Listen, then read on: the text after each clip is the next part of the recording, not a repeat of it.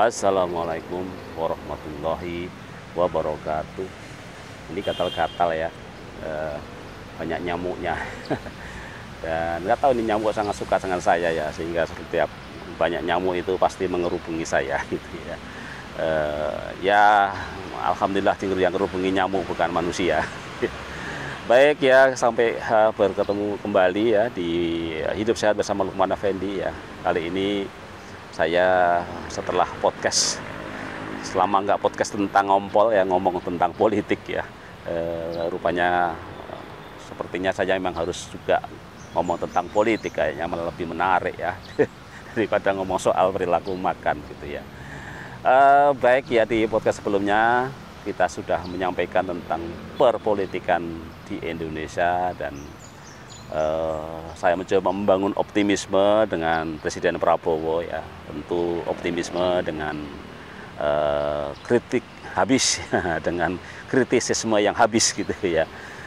Baik ya, kenapa kok harus dikritisi ya? Jadi beberapa hari ini kita mungkin menyaksikan ada banyak berita ya, orang begitu getol menyalahkan seorang lurah ya.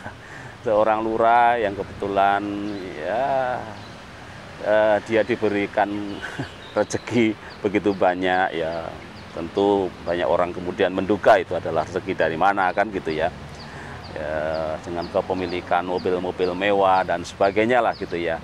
Dan kok kita melihat nampaknya lurah ini akan menjadi yang dikorbankan gitu ya.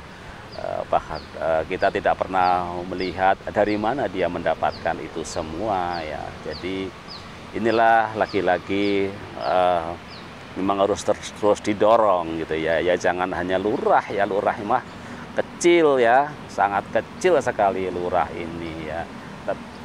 Tetapi ya itulah, di dalam konteks kekuasaan gitu ya, selalu saja kalau bapak saya almarhum selalu mengatakan ya, kalau orang kecil itu ya, nasibnya orang kecil itu ya mudah untuk diinjek-injek gitu ya.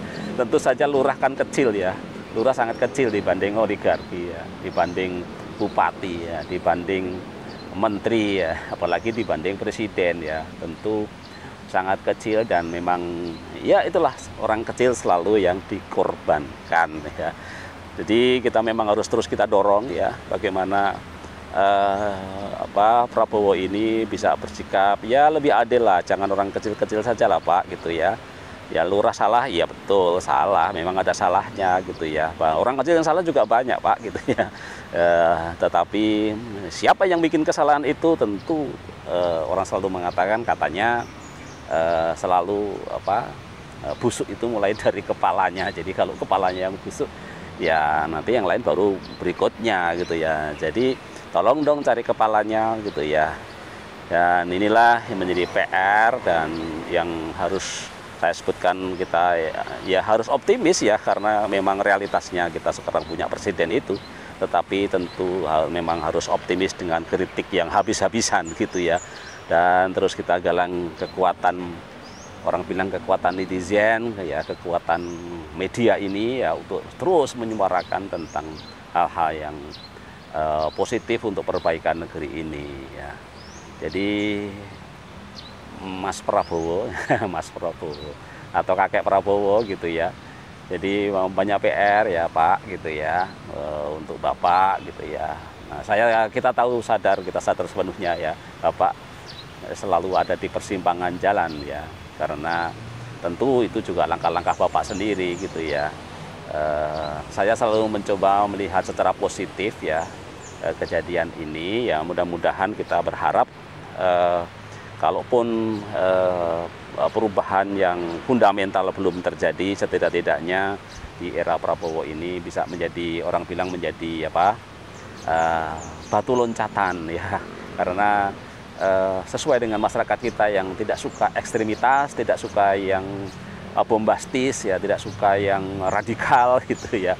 Jadi setelah skala yang radikal itu orang mengatakan nggak bagus kita ya, harus jalannya slow ya, pelan tetapi nyampe gitu ya. Dan mudah-mudahan memang jalannya jalan yang lurus aja gitu ya.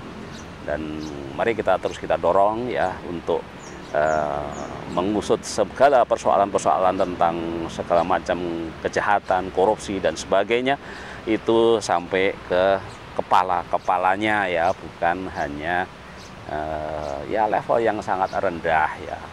Lurah bagi saya tentu tinggi ya, tetapi kalau kita bandingkan dengan bupati, dengan gubernur, dengan camat, dengan ketua pertanahan atau ketua agraria, tentu sangat kecil ya.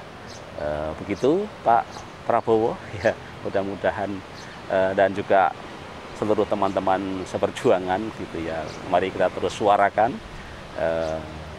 yang kecil harus diadili, yang besar harus juga diadili, jangan yang kecil-kecil terus gitu ya. Semua pengennya besar, tapi giliran keadilan hanya untuk orang kecil, orang besar tidak pernah ada keadilan. Salah ya, keadilan hanya untuk orang besar, orang kecil tidak pernah ada keadilan. Baik, tetap semangat ya, tetap sehat fisik, mental, sosial dan spiritual ya. Jadi memang ini untuk kesehatan sosial ya. Jadi memang perlu pembahasan tentang ngomong politik ini ya, untuk kesehatan sosial. Nanti kalau saya kesehatan fisik aja, sosialnya nanti malah jadi terbengkalai. Sekian, wassalamualaikum warahmatullahi wabarakatuh. Ini sudah mau hujan ya. Sampai ketemu di podcast selanjutnya. Wassalam.